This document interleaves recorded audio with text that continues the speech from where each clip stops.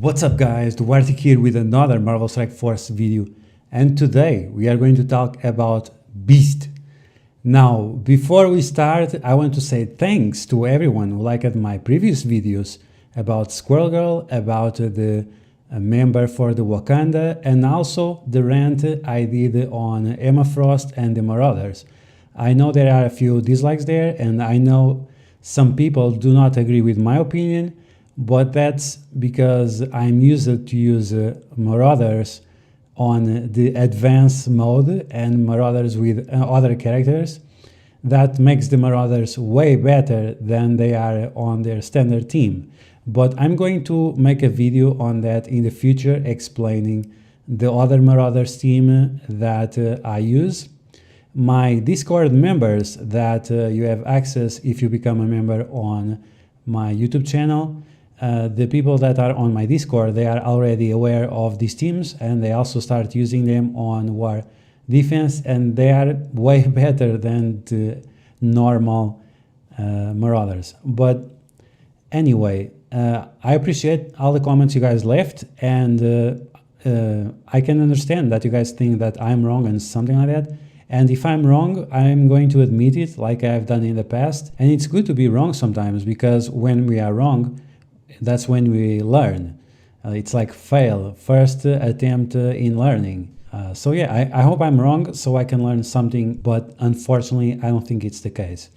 So okay, let's talk about Beast. And Beast, our favorite blue friend, is very good.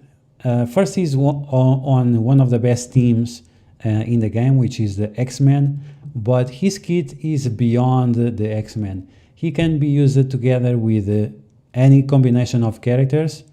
Of course, he will give more benefits and he'll be better with mutants, but he will be very good as well with other teams.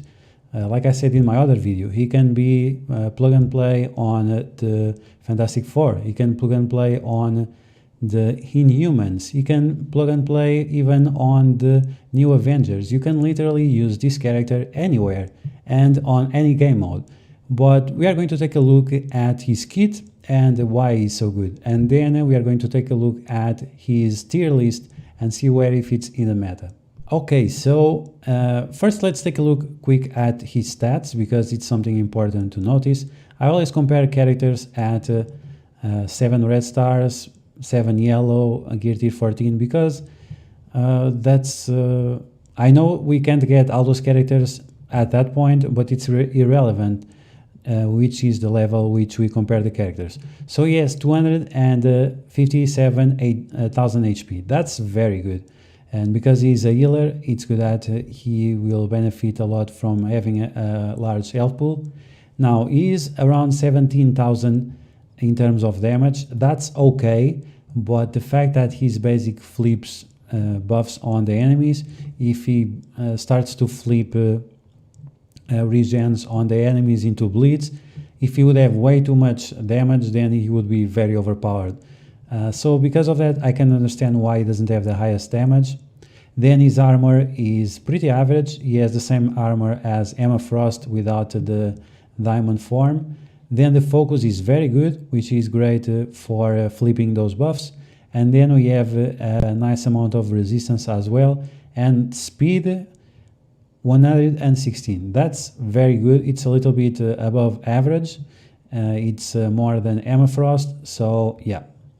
Okay, so now that we took a look at his stats, and he has pretty nice stats as you guys saw, now let's take a look at his abilities. And he has an amazing kit, and you'll see why. So on his basic, he attacks for damage, and then he attacks the adjacent enemies as well.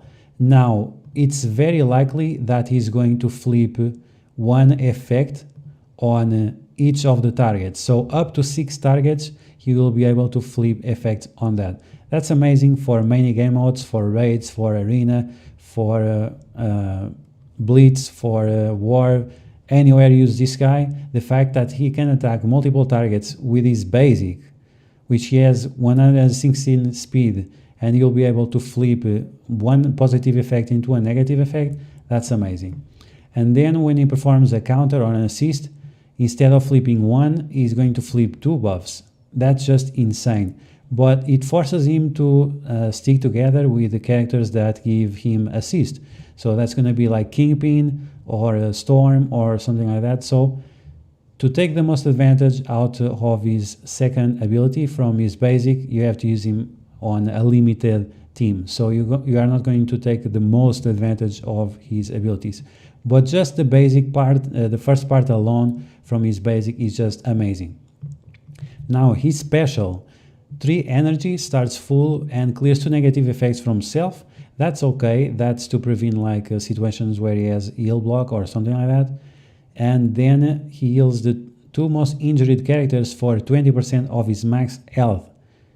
It doesn't say X-Men, it doesn't say mutants, so he can be literally used anywhere, and his special will benefit all the characters. So yeah, he can be literally plug and play anywhere. That's why he can be very good with the Inhumans. That's why he can be very good with Fantastic Four. That's why he can be good with the Brotherhood. Wherever you put this guy, he's going to be great. Now, let's take a look at his ultimate. His ultimate is just insane. So unfortunately, it costs 6 energy, but because he has a decent speed, it's not that bad. But it costs 6, starts with 4, so you'll be able to use this on turn 2, which is very nice. So once again, you can use it with other teams that have big attacks on turn 2, if you guys know what I mean. And he applies offense up to all blasters and brawlers. He applies defense up to all protectors and all controllers. He applies speed up and energy to all support characters. And he applies regeneration to self and mutants. And on top of all that, he gives all those buffs to all X-Men. That's just amazing. He's going to give all these buffs, offense up, defense up, speed up, regen, to all X-Men allies. So Colossus, Storm, Psylocke, Wolverine, Phoenix, Cyclops, all of them will get these buffs. It's just insane. And it's very useful in case something happens with your Phoenix. Maybe this is going to be a solution when you have X-Men facing, for example, the Marauders, because Emma Frost is going to clean the buffs from the X-Men, but then you have the Beast applying all these buffs to them again. So this is a great counter for against Emma Frost. It's just one option, as you guys can see. Like, she goes first, then him. She clears all the buffs, and then he applies all the buffs once again. I think that's a great option, but of course, once again, you can use this character anywhere because he's so good, because he's so versatile. A little bit costly on the ultimate, but it's fine. Now, in terms of on turn, he applies regeneration to the most injured ally. It doesn't say X-Men, it doesn't say mutant. He will always apply regeneration to the most injured ally, any ally. If a villain, hero, it doesn't matter. If that ally is an X-Men, he also heals for 15% of his maximum HP. So that's going to be a very good heal. And then he also gives 20% resistance to X-Men and to himself. So nothing special about that. And then you have this part of the passive that most of the times it doesn't really matter. It's useless. So yeah, his kit is amazing. He's very plug and play. You can use him literally anywhere, and he's just going to be great with any characters. Of course, better with the X-Men. Of course, a little bit better with mutants, but still good with everyone else. Now, in terms of T4s, the T4s, we are going to take a look at my Excel. Beast is at the end of the list because he's the newest character. Is he farmable? No. Is he essential for the team? He's not really essential, but he makes the team so good that I have to consider him essential. Now, in terms of his T4s, is any of the T4s essential? No, not really. There is some minor increase in the damage of the basic, and because it attacks multiple targets, it's a 2. Then on the special, because it also attacks multiple targets, but it's a global effect, it's also a 2, and yeah, it doesn't increase as much of the other effects. It goes from clearing 1 effect to 2 effects guaranteed, but I don't think it's worth it. And once again, because he has a little bit low damage, It will be a nice chunk, especially if you have like Phoenix applying defense down and so on, but it's not going to be game breaking. So it's a 2, maybe a 3, but nothing beyond that. Then on his ultimate, he applies regeneration to all mutants if you give the T4. So that's okay. It's not really essential, but it will increase the survivability of your team, especially against if you are facing like Black Order on defense or something like that. So that will help a lot the team to survive a little bit longer. You can heal them up not only with all the other abilities Beast has, but this ability as well, and also from the Phoenix special that also applies regeneration to the allies. And then the T4 on the passive, it only gives a little bit more resistance, so that's pretty pointless. So there is no point on doing that T4.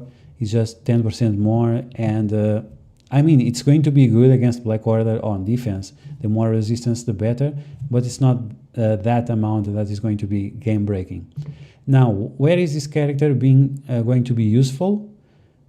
He's going to be useful for Blitz, he's going to be useful for Arena, he's going to be useful for Ultimo 7, because you can use him together with Storm, charge Storm really fast, and then nuke one of the nodes that you have some trouble with. Is going to be very useful for Greek raids. There are a few Greek raids that have characters on stealth, and because he attacks multiple targets and flips the buffs, he will be able to remove those stealths.